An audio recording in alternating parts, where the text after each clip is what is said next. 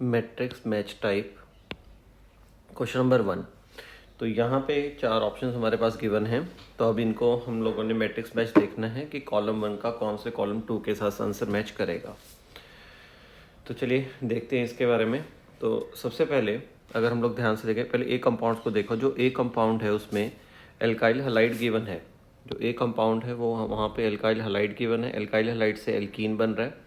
तो अगर alkyl halide से एल्कीन बन रहा है और यहाँ पे स्ट्रॉन्ग बेस को यूज़ किया हुआ है, तो इसका मतलब ये जो रिएक्शन है ये E2 मैकेनिज्म से जाएगी। तो इसका मतलब ए का जो एक बनेगा वो एक तो बनेगा पी। साथ ही साथ में अगर हम लोग बीटा पोजीशंस पे चेक करें तो बीटा पोजीशंस पे इलेक्ट्रॉन विड्रॉइंग ग्रुप भी अटैच है ए के अंदर। तो अगर बीटा पोजीशंस पे इलेक्ट्रॉन विड्रॉइंग ग्रुप अटैच होता है तो सम पॉसिबिलिटी E1CB के थ्रू जाने की भी हो जाती है। इसका मतलब ए का दोनों ऑप्शंस मैच करेंगे, option P and option Q. अब बी को देखते हैं। तो बी कंपाउंड में क्या है, अगेन जिस बी आर लगा हुआ है ये बीटा 1 ये बीटा 2 पोजीशंस। तो यहाँ पे क्या हो रहा है, जो नॉर्मल एल्काइल हलाइड है इससे भी एल्कीन का फॉर्मेशन हो रहा है। पर पहले कंपाउंड से डिफरेंस ये आ गया कि इस कंपाउंड के अंदर कोई अपने पास इलेक्ट्रॉन विड्रॉइंग ग्रुप नहीं है। तो इसका मतलब जो बी वाला कंपाउंड होगा वो डोमिनेंटली E2 मैकेनिज्म के अकॉर्डिंग ही जाएगा। तो इसका मतलब बी का जो ऑप्शंस बनेगा वो बनेगा पी ऑप्शन। अब सी का देखते हैं। सी में हमारे पास एल्काइल हलाइड गिवन है। एल्काइल हलाइड से अगेन स्ट्रॉन्ग बेस उन्होंने डाल दिया और स्ट्रॉन्ग बेस डालने के बाद अगेन दोबारा से एलिमिनेशन हो रही है। तो जो एलिमिनेशन हो रही है, जो मेन प्रोडक्ट बन रहा है वो बन भी सेडजेफ के अकॉर्डिंग ही रहा है। चलो उसका तो यहाँ से कोई ज़्यादा कंसर्न नहीं है। तो इसका मतलब सी वाला जो कंपाउंड है उसके अंदर उसका भी ऑप्शन पी बनता हुआ दिखाई दे रहा है अपने को। अब डी ऑप्शन आ जाता है। अगर डी को ध्यान से देखें तो डी में क्या है, यहाँ पे वीक बेस है, वीक बेस है और लो कॉन्सेंट्रेशन है। ये 5 मेंबर रिंग थी, ये 6 मेंबर रिंग में जा रहा है और एलिमिनेशन हो रहा है। तो 5 मेंबर रिंग एक्सपेंड करते हुए अपने पास एलिमिनेशन हो रहा है वो, और वीक बेस है। तो वीक बेस हमेशा प्रेफर करता है E1 को। तो इसका मतलब डी का ऑप्शन बनेगा, एक तो बनेगा एस, और जो E1 होता है वो हमेशा फर्स्ट ऑर्डर काइनेटिक्स को फॉलो करता है। तो इसका मतलब आर भी आएगा। तो अपने पास जो डी का जो आंसर बनेगा, डी का जो बनेगा वो बनेगा एस एंड आर। तो ये हमारे पास फाइनल आंसर बन रहा है क्वेश्चन नंबर 1 का।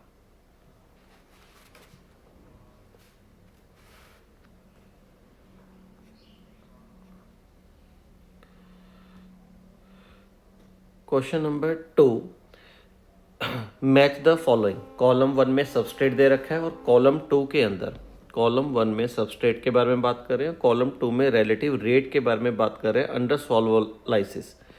जो सॉल्वोलाइसिस रिएक्शन होता है वो फॉलो करता है SN1 मैकेनिज्म को। तो हमने मैच करना है सबस्ट्रेट को सॉल्वोलाइसिस के अंदर जो रिलेटिव रेट है उसके साथ मैच करना है। तो इसको करने का तरीका क्या होगा, तो ये जो सबस्ट्रेट हमारे पास गिवन है, अगर इनमें सॉल्वोलाइसिस हम लोगों ने करना है तो जो रेट ऑफ सॉल्वोलाइसिस होगा हमारे पास, रेट ऑफ सॉल्वोलाइसिस जो होगा that is directly proportional to stability of carbocation, stability of carbocation. तो जितना कार्बोकेटाइन ज़्यादा स्टेबलाइज्ड होगा उतना सॉल्वोलाइसिस का रेट क्या होगा, फास्ट होगा।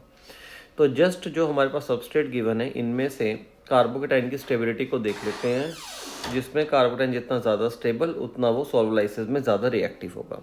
तो देखते हैं जो यहाँ पे पहला जो मॉलिक्यूल दिया हुआ है उसके अंदर अगर मैं यहाँ से Cl को निकाल दूंगा तो यहाँ पे पॉजिटिव चार्ज डेवलप होगा। ये मेरे पास ए मॉलिक्यूल है जिसमें कार्बोकेटाइन बनेगा।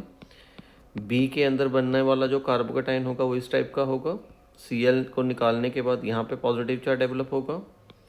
सी में बात करें तो सी के अंदर जब हम लोग Cl को निकाल देंगे तो पॉजिटिव चार्ज यहाँ पे डेवलप होगा और डी से बनने वाला जो कार्बोकेटाइन है वो इस टाइप से बन जाएगा।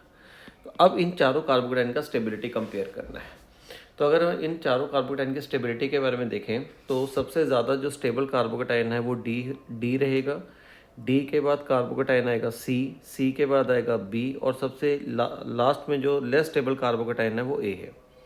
डी सबसे स्टेबल किस तरीके से बोल सकते हैं, अब इसको देख लेते हैं। क्योंकि ये जो पॉजिटिव चार्ज आ रहा है, डबल बॉन्ड पॉजिटिव चार्ज के साथ आ रहा है, अभी रेजोनेंस में जाएगा। पॉजिटिव चार्ज यहाँ पे पहुँच जाएगा। जहाँ पे पॉजिटिव चार्ज जा रहा है, पॉजिटिव चार्ज फिनाइल रिंग के साथ रेजोनेंस में भी जा रहा है। तो इसका मतलब डी के अंदर डीलोकलाइजेशन सबसे ज़्यादा हो रही है। तो जो डी वाला कंपाउंड होगा वो सबसे ज़्यादा स्टेबल कार्बोकैटायन है। अगर सी वाले ऑप्शंस में देखेंगे तो सी वाले ऑप्शंस में आफ्टर रेजोनेंस पॉजिटिव चार्ज यहाँ पे पहुँचेगा, पॉजिटिव चार्ज यहाँ पे पहुँचेगा। अब इसको सिर्फ बैलेंस अल्फा एच ही कर रहे हैं, तो इसके पास अल्फा एच का नंबर 6 है। बी वाले कंपाउंड को देखते हैं। बी वाले कंपाउंड में अगर रेजोनेंस को देखें तो आफ्टर रेजोनेंस डबल बॉन्ड अपनी पोजीशन चेंज करके पॉजिटिव चार्ज यहाँ पे आ जाएगा। अब इस पॉजिटिव को स्टेबलाइज्ड कर रहा है अल्फा एच कितने, ओनली 3। और पहले वाले केस के अंदर अगर देखें तो यहाँ पे आफ्टर रेजोनेंस पॉजिटिव चार्ज यहाँ पे आ जाएगा अपने पास। तो आप लोग सोच सकते हो, देखो तो मैंने यहाँ पे कार्बोकैटायन की स्टेबिलिटी के बारे में आपको बता दिया। तो सबसे ज़्यादा स्टेबल जो कार्बोकैटायन है वो डी में बन रहा है, फिर सी में बन रहा है, फिर बी में बन रहा है, फिर ए में बन रहा है। तो इसका मतलब अगर ए के अंदर कार्बोकैटायन सबसे कम स्टेबल बन रहा है तो ए का जो रेट होगा वो भी सबसे कम होगा। तो ए का ऑप्शन बनेगा क्यू। बी उससे ज़्यादा स्टेबल है ए से, तो उसका ऑप्शन बनना चाहिए आर। सी जो है वो थर्ड नंबर पे सी बी से ज़्यादा स्टेबलाइज्ड है। इसका जो सॉल्वलाइसिस का रिलेटिव रेट होगा वो होगा 7700 वाला, तो इसका ऑप्शन बनेगा पी। जो डी कंपाउंड था वो सबसे ज़्यादा स्टेबल कार्बोकैटायन है, तो उसका रिलेटिव रेट सबसे ज़्यादा ही होगा, तो उसका कॉलम 2 में ऑप्शन बनेगा एस। तो ये हमारे पास फाइनल आंसर्स मिलेंगे हमें।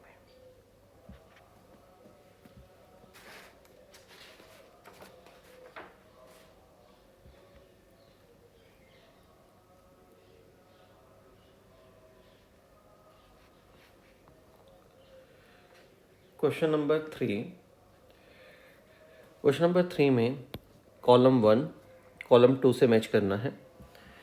तो यहाँ पे कॉलम 1 में तो हमारे पास 4 कंपाउंड्स गिवन हैं, और कॉलम 2 के अंदर दिया हुआ SN_AR aromatic nucleophilic substitutions, SN1 electrophilic substitution, SC का मतलब इलेक्ट्रोफिलिक सब्स्टिट्यूशन, SN2 का by molecular nucleophilic substitution.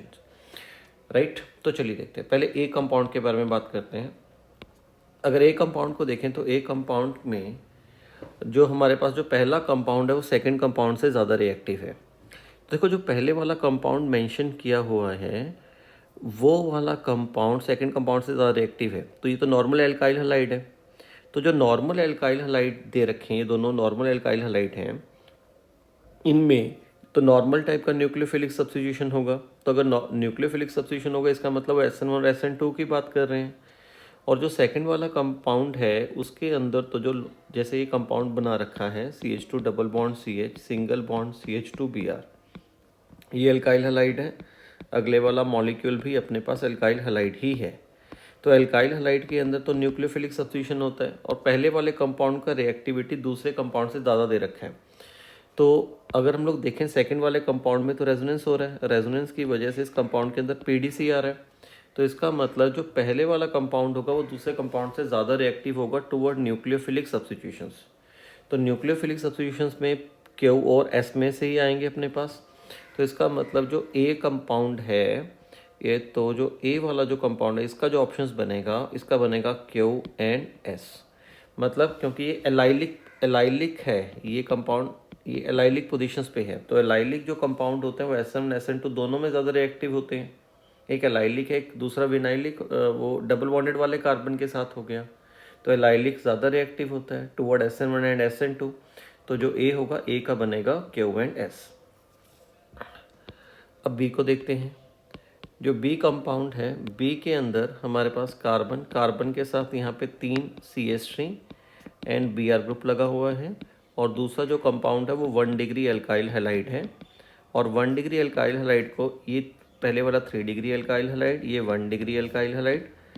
1 degree alkyl halide को 3 डिग्री एल्काइल हैलाइड से ज़्यादा रिएक्टिव बोल रहे हैं। दोनों एल्काइल हैलाइड हैं, दोनों में न्यूक्लियोफिलिक सब्स्टिट्यूशंस होगा। 1 डिग्री 3 डिग्री से सबसे ज़्यादा रिएक्टिव सिर्फ SN2 के अंदर होता है। इसका मतलब जो B ऑप्शन होगा, तो B का जो कॉलम मैच करेगा वो बनेगा S के साथ। कॉलम 2 में SN2 के अंदर 1 डिग्री 3 डिग्री से ज़्यादा रिएक्टिव होगा। अब सी पे चलते हैं। सी के अंदर देखें तो सी के अंदर अपने को बेंजीन रिंग के साथ Br लगा हुआ है, हेलोअरीन्स, और साथ में इलेक्ट्रॉन विड्रॉइंग ग्रुप लगा हुआ है।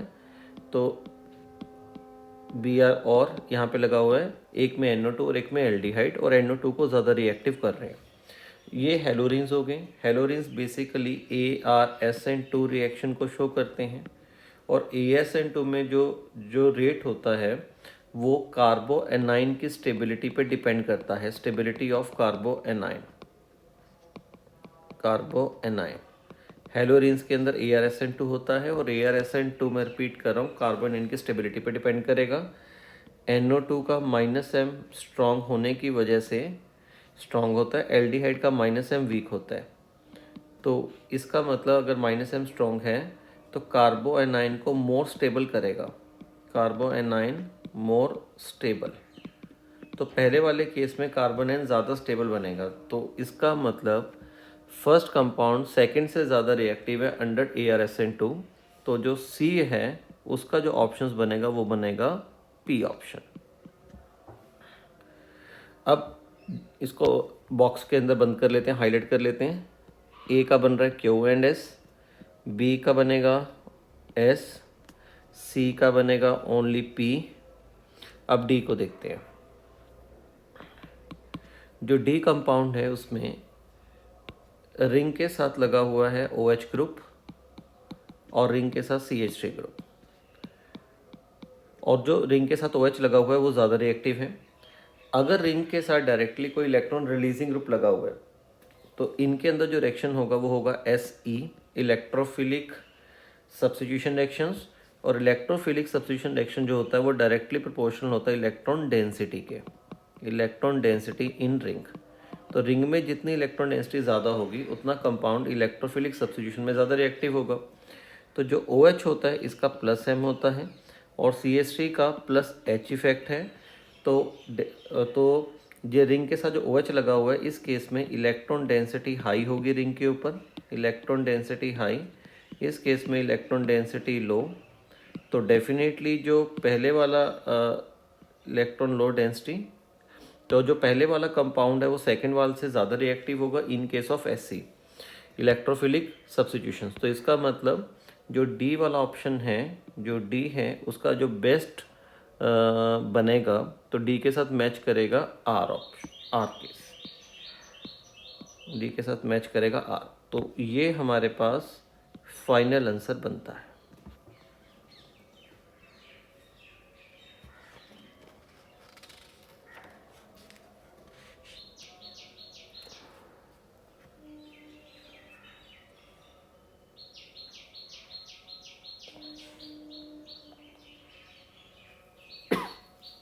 Question number 4, match the following. एक में कॉलम 1 है, कॉलम 2 है, कॉलम 1 में 4 कंपाउंड्स गिवन है, और कॉलम 2 में पहला दिया हुआ है न्यूक्लियोफिलिक एरोमेटिक सब्स्टिट्यूशंस। इसको मैं ArSN लिख देता हूँ, एरोमेटिक न्यूक्लियोफिलिक सब्स्टिट्यूशन। सेकंड में एलिमिनेशन, थर्ड में SN1 और फोर्थ में SN2। तो चलिए पहले ए कंपाउंड को देखते हैं। ए कंपाउंड हमारे पास यहाँ पे बेंजाइलिक कंपाउंड है। तो ये जो बेंजाइलिक कंपाउंड है तो इसके अंदर SN1 और SN2 दोनों होने की पॉसिबिलिटीज़ होगी। तो ए कंपाउंड के साथ मैच करेंगे R एंड S ऑप्शन, क्योंकि जो फर्स्ट वाला कंपाउंड है ये बेसिकली बेंजाइलिक कंपाउंड है।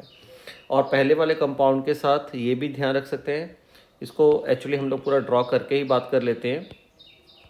अगर इस क्वेश्चन को देखें तो ए कंपाउंड में बेंजीन रिंग के साथ CH2Cl लगा हुआ है, तो ये हमारे पास बन गया बेंजाइलिक हैलाइड।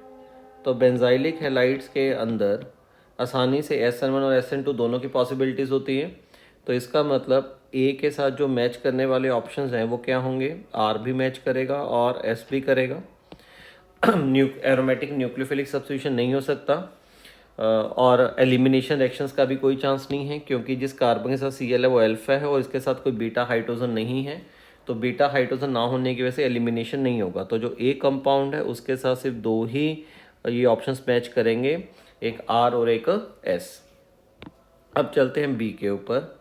जो बी कंपाउंड है उसमें बेंजीन रिंग के साथ वाले कार्बन के साथ Cl लगा हुआ है।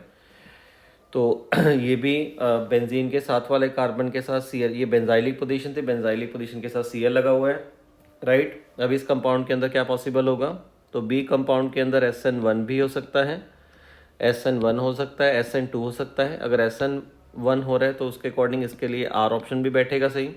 SN2 भी हो सकता है तो इसके साथ S भी होगा, और इसके अंदर बीटा पोजीशन भी पॉसिबल है। तो ये अल्फ़ा होगा, ये बीटा पोजीशन हुई, तो इसका मतलब इसमें एलिमिनेशन होने का चांसेस भी हैं। तो बी के साथ R, S एंड Q, ये तीनों पॉसिबिलिटीज़ दिखाई देंगे। सी कंपाउंड में बेंजीन रिंग के साथ लगा हुआ है फ्लोरीन, और ऑर्थो पोजीशंस पे लगा हुआ है NO2। तो जो सी कंपाउंड है वो हेलोरिन्स हैं। हेलोरिन्स में अगर ऑर्थो एंड पैरा पोजीशंस पे इलेक्ट्रॉन विड्रॉइंग ग्रुप लगा हुआ है तो इसका मतलब ये कंपाउंड ArSN2 रिएक्शन शो करेगा। तो सी के साथ जो बनेगा वो बनेगा ऑप्शन पी। एरोमेट हेलोरिन्स है, हेलोएरिन्स में अगर ऑर्थो पैरा पोजीशंस पे इलेक्ट्रॉन विड्रॉइंग ग्रुप लग जाता है तो ArSN पॉसिबल हो जाता है, एरोमेटिक न्यूक्लियोफिलिक सब्स्टिट्यूशंस, इसलिए सी का जो बनेगा वो बनेगा पी ऑप्शन। अब आता है डी में देखते हैं। डी में हमारे पास साइक्लोहेक्सेन है, तो उसी साइक्लोहेक्सेन के कार्बन के साथ मिथाइल, उसके साथ Cl अटैच किया हुआ है। तो डी को अगर चेक करें तो डी एक एल्काइल हैलाइड कंपाउंड है, तो SN1 SN2 अगेन वही, R भी पॉसिबल होगा, S भी पॉसिबल होगा। एरोमेटिक नहीं है, हेलोरिन्स नहीं है, तो P नहीं हो सकता। इस कंपाउंड के पास बीटा हाइड्रोजन है, यहाँ पे बीटा कार्बन अपने को दिखाई दे रहा है, बीटा कार्बन के साथ साथ बीटा हाइड्रोजन भी है, तो इसका मतलब इसके अंदर एलिमिनेशन भी हो जाएगा। तो इसका बन जाएगा Q, R एंड S। तो हमारे पास इस क्वेश्चन नंबर 4 में ये हमारे पास फाइनल आंसर बनेगा। ए के साथ लगेगा, ए ज्वाइन करेगा पी R एंड S के साथ, बी का आएगा Q, R, S, सी में P और डी का आएगा Q, R एंड S।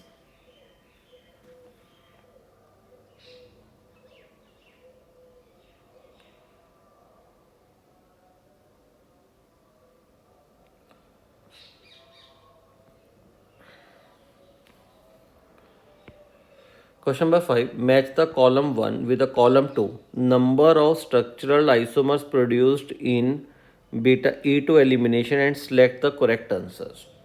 तो हमारे पास कॉलम 1 में एल्काइल हैलाइड्स गिवन है, तो इनके अंदर E2 करना है और E2 के बाद आइडेंटिफाई करना है कि कितने स्ट्रक्चरल आइसोमर्स बनेंगे। यहाँ पे इस चीज़ को ध्यान रखना, अंडरलाइन कर लीजिएगा, ओनली स्ट्रक्चर्स प्रोडक्ट्स के बारे में बात करनी है, राइट। तो चलिए एक एक करके सॉल्व करते हैं। तो जो पहला कंपाउंड हमारे पास गिवन है, तो यहाँ पे कार्बन के साथ CH3, पहला फर्स्ट वाला कंपाउंड हम लोग ड्रॉ कर लेते हैं। जो जैसे ही पहला कंपाउंड ड्रॉ किया हम लोगों ने, CH2 CH3 ये compound, it is the first compound. अब इस फर्स्ट कंपाउंड में अगर एलिमिनेशंस करेंगे तो जिस कार्बन के साथ Br है वो अल्फा पोजीशन हुआ, उसके साथ वाला बीटा पोजीशन हुआ, बीटा 1 एंड बीटा 2। तो अगर इस कंपाउंड के पास 2 डिफरेंट टाइप के बीटा पोजीशन है, इसका मतलब 2 डिफरेंट प्रोडक्ट पॉसिबल होंगे।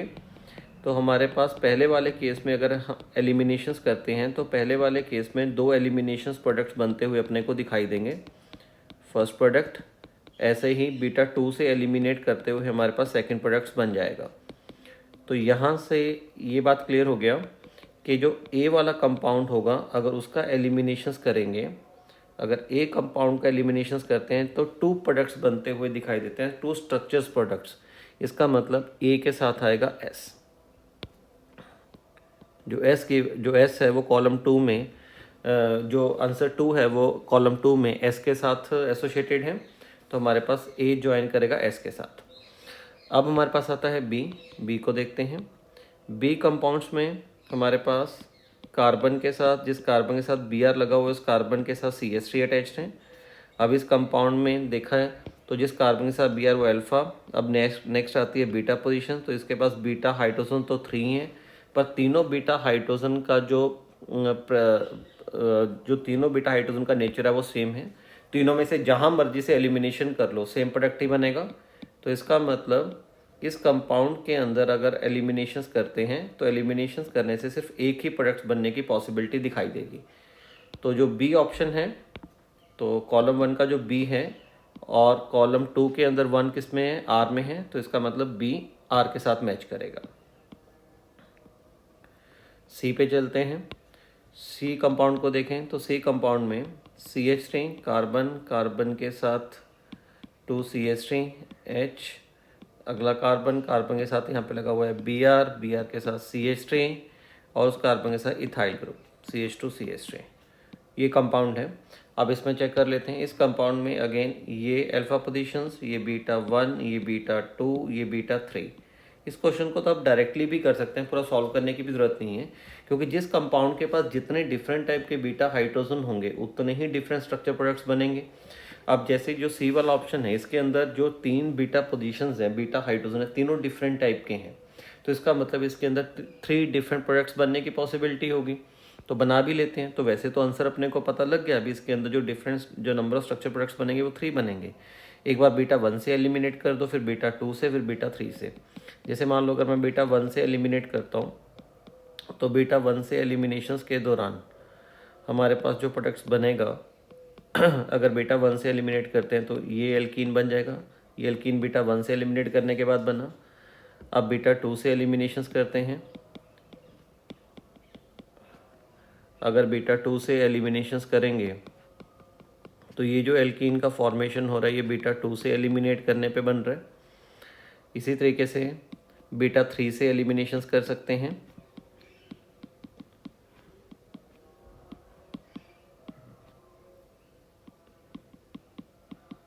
ये जो एल्कीन बन रहा है वो β3 से एलिमिनेट करने पे बन रहा है। तो इसका मतलब जो सी कंपाउंड है, अगर सी के बारे में बात करें तो सी के जो एलिमिनेशन से जो स्ट्रक्चर आइसोमर्स बनेंगे वो 3 बनेंगे। तो 3 हमारे पास पी में गिवन है, तो इसका मतलब जो सी है वो पी के साथ मैच करेगा। तो सी मैच कर रहा है पी के साथ। अब डी को देखते हैं, डी ऑप्शन। डी को चेक करें तो डी के अंदर जो मॉलिक्यूल गिवन है वो इस टाइप से गिवन है। अब इसमें देखो, अब इसमें क्या है, जिस कार्बन के साथ Br लगा हुआ है वो अल्फा पोजीशन हुई, उससे नेक्स्ट वाला बीटा पोजीशन। अब इस कंपाउंड के पास नो बीटा हाइड्रोजन, अगर नो बीटा हाइड्रोजन है तो एल्कीन बनेगा ही नहीं।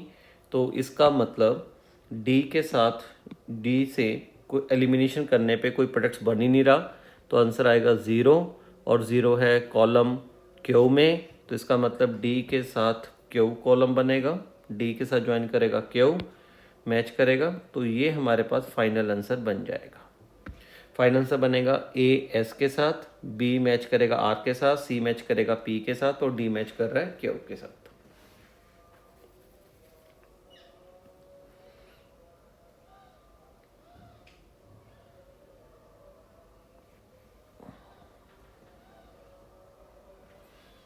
क्वेश्चन नंबर 6,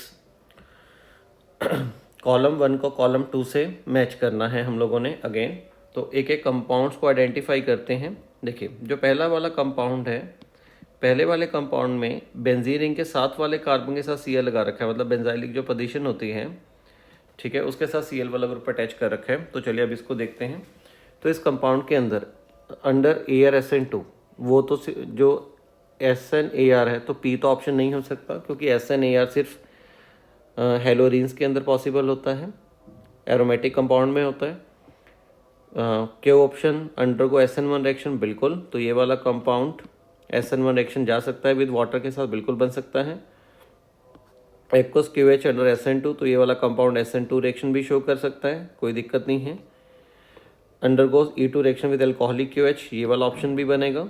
रीज़न क्योंकि इसके बाद बीटा हाइड्रोजन पॉसिबल है, जिस कार्बन के साथ Cl वो अल्फा, उससे नेक्स्ट वाला बीटा कार्बन के साथ H लगा हुआ है।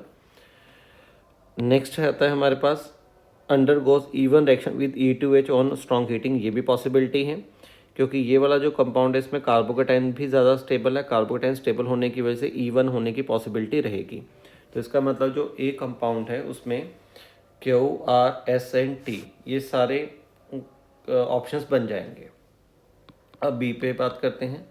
तो बी कंपाउंड में बेंजीन रिंग के साथ लगा हुआ है Cl, और साथ में लगा दिए यहाँ पे NO2। तो बी कंपाउंड बेसिकली हेलोरिन्स है। तो पहला ऑप्शन, हेलोरिन्स के अंदर एरोमेटिक न्यूक्लियोफिलिक सब्स्टिट्यूशन होता है, बिल्कुल। SN1 नहीं हो सकता, SN2 नहीं हो सकता, E1 E2 नहीं हो सकता। तो इसका मतलब बी के साथ ओनली क्या मैच करेगा, पी। सी कंपाउंड को देखो, C compound is also haloarenes, benzene ring के साथ फ्लोरीन और साथ में 2NO2 ग्रुप अटैच किए हुए हैं। तो इसमें अगर देखें तो इसके अंदर भी ArSN2 होगा, SNAr एरोमेटिक न्यूक्लियोफिलिक सब्स्टिट्यूशन क्योंकि हेलोरिन्स है, हो जाएगा। SN1 नहीं होगा, SN2 नहीं हो सकता, E1 E2 नहीं हो सकता। तो इसके अंदर भी सिर्फ तो C के साथ भी ओनली कॉलम P मैच कर रहा है। अब D को देखें। D कंपाउंड्स में बेंजीन रिंग के साथ लगा हुआ है Cl, साथ में यहाँ पे NO2 और इसके साथ एक 5 मेंबर रिंग को अटैच करके Cl अटैच बना दिया। अब चलिए अब इसको देखते हैं। अब जो D वाला कंपाउंड है इसमें अगर ध्यान से चेक करें तो एक Cl तो रिंग के साथ डायरेक्टली अटैच्ड है और पैरा पोजिशंस पे NO2 लगा हुआ है। तो इसका मतलब ये वाला कंपाउंड ArSN शो करेगा, एरोमेटिक न्यूक्लियोफिलिक सब्स्टिट्यूशंस, तो डेफिनेटली इसका P ऑप्शन बन रहा है। क्यू में क्या कह रहे हैं भी SN1 में भी जा सकता है, यस बिल्कुल, क्योंकि ये Cl लगा हुआ है, ये वाला जो Cl है आसानी से निकलेगा, यहाँ पे कार्बोकेटाइन स्टेबल बन सकता है, तो इसका मतलब ये वाला कंपाउंड SN1 रिएक्शन भी शो करेगा। उसके बाद आता है भी अगर एक्वस QH में डालोगे तो SN2 भी कर सकता है, बिल्कुल ये वाला कंपाउंड SN2 रिएक्शंस के लिए भी तैयार है। It is a 2 degree alkyl halide, तो SN2 भी हो सकता है। Undergo E2 reaction with alcoholic QH, बिल्कुल E2 में भी जाएगा क्योंकि इसके पास बीटा हाइड्रोजन पॉसिबल है। इसके अंदर E1 भी पॉसिबल है, क्यों अगेन वही सेम रीज़न, क्योंकि इसके पास भी बीटा हाइड्रोजन पॉसिबल है। तो इसका मतलब जो D ऑप्शन है उसके साथ ज्वाइन करेंगे PQRSNT, तो ये हमारे पास बनेगा final answer.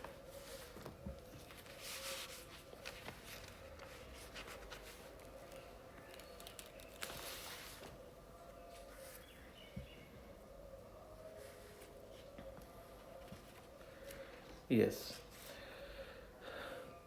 Question number 7, column 1 column 2 इनको मैच करना है।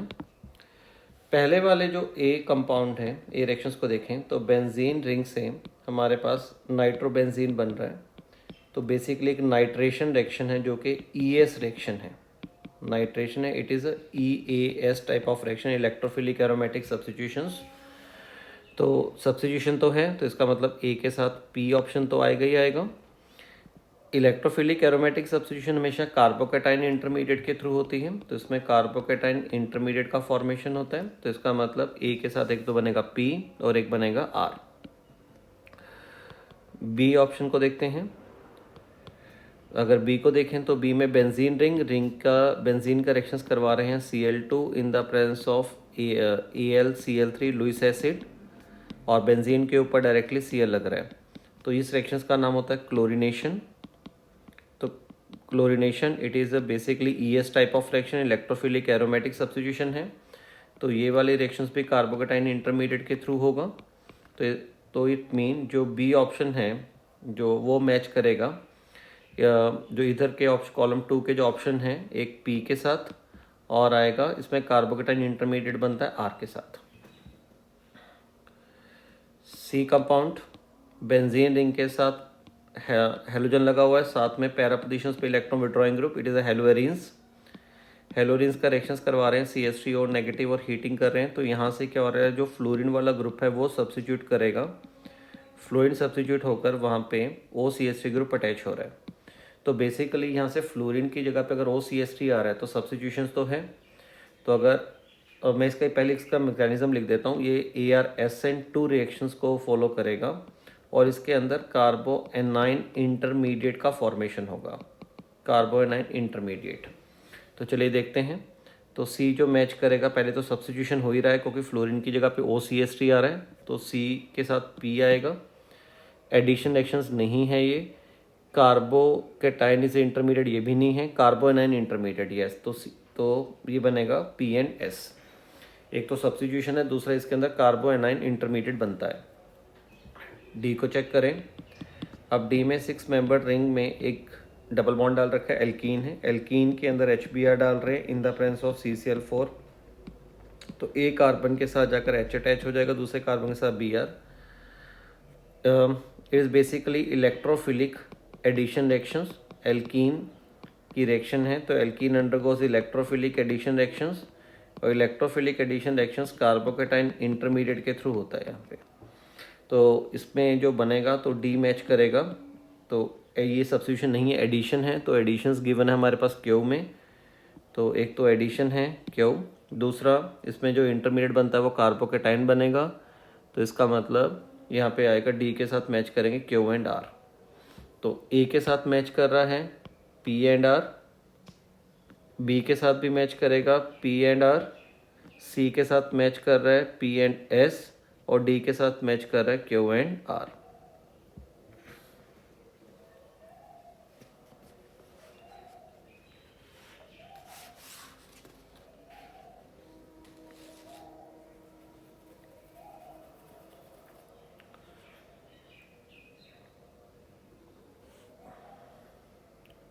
Question number 6, match the column 1 column 2। First compound हमारे पास गिवन है, यहाँ पे 6 मेंबर रिंग के साथ Cl लगा हुआ है, वाटर के साथ रिएक्शंस करवाने के साथ ही जो Cl वाला ग्रुप है वो सब्स्टिट्यूट हो रहा है OH के साथ। तो इसका मतलब इसमें सब्स्टिट्यूशन हो रहा है, तो P बनेगा यहाँ पे। एंड सेकेंड, यहाँ पे ये 3 डिग्री एल्काइल हैलाइड था और वाटर एक वीक न्यूक्लियोफाइल है, तो जो सब्स्टिट्यूशन होगा वो SN1 मैकेनिज्म से होगा। तो it follow the SN1 mechanism, और SN1 के अंदर कार्बोकेटाइन इंटरमीडिएट बनेगा, तो इसका मतलब ए के साथ आएगा P and R. B second को देखते हैं। सेकंड में alkyl halide, it is a 2 degree alkyl halide, reactions करवा रहे हैं Ag2O के साथ, वो भी मॉइस्ट। तो moist alkyl halide with the moist Ag2O follow SN1 mechanisms, तो ये SN1 मैकेनिज्म में आ रहा है। तो इसका मतलब जो बी वाला कंपाउंड है इसमें एक तो सब्स्टिट्यूशन हो रहा है पी, और इसमें इंटरमीडिएट बनेगा कार्बोकेटाइन, तो बी मैच करेगा पी एंड आर के साथ, सी ऑप्शंस को देखते हैं। सी ऑप्शंस में 6 मेंबर रिंग के साथ Br लगा हुआ है, यहाँ पे NaNH2 को डाल दिया और हीट कर दिया। NaNH2 डालने के बाद डबल बॉन्ड का फॉर्मेशन हो रहा है, तो बेसिकली ये जो रिएक्शन है एलिमिनेशन रिएक्शंस हुआ, तो C के साथ क्यों, क्योंकि डबल बॉन्ड बन रहा है, एलिमिनेशन रिएक्शंस। NaNH2 एक बहुत ही स्ट्रॉन्ग बेस होता है, वेरी स्ट्रॉन्ग बेस, तो ये एलिमिनेशंस फेवर करता है अकॉर्डिंग टू E2 के अंदर लेकर जाएगा, और E2 के अंदर कोई इंटरमीडिएट का फॉर्मेशन नहीं होता, तो C के साथ जो रहेगा वो रहेगा ओनली क्यू। डी को देखो, अब डी में देखते हैं, तो डी में 6 मेंबर रिंग के साथ Br लगा हुआ है, रिएक्शंस करवा रहे हो KSH के साथ, और 6 मेंबर रिंग में Br हट के वहाँ पे SH ग्रुप अटैच हो रहा है। तो यहाँ पे अगर KSH को देखें तो यहाँ से SH नेगेटिव निकल रहा है। SH नेगेटिव एक गुड न्यूक्लियोफाइल है, तो गुड न्यूक्लियोफाइल है तो जनरली ये SN2 को फेवर करेगा। तो इसका मतलब अगर हम लोग देखें तो डी जो था, डी के अंदर सब्स्टिट्यूशन हो रहा है, अगर सब्स्टिट्यूशन हो रहा होगा तो डी का जो ज्वाइन होगा वो पी ऑप्शन मैच करेगा। यस, डी के साथ ओनली पी करने वाला है। तो चलिए, तो फाइनल आंसर क्या बनता है, ए के साथ पी एंड आर, बी के साथ पी आर, सी के साथ क्यू, और डी के साथ पी।